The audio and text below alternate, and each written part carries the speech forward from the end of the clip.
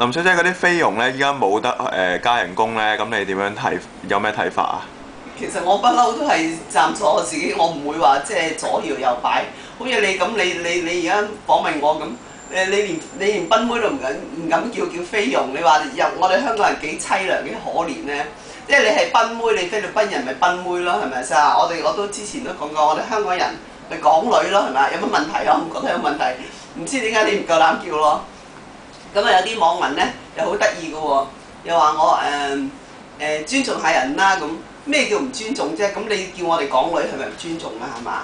又話冇錢就唔好請工人啦。啲咩有錢冇錢啫？根本而家係我為香港人爭取福利啊！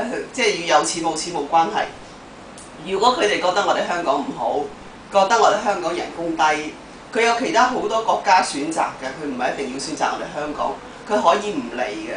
如果佢要示威嘅呢，就唔該佢翻佢自己菲律賓示威啦。咁就我哋香港嘅議員呢，尤其是李卓人啊，咩嗰個工聯會啊，佢唔好帶領啲賓妹去示威啊！唔該，我哋呢度香港，你帶外國人嚟香港示威，喂，你係咩？你係咩國籍啊？我想問下，你係咩人啊？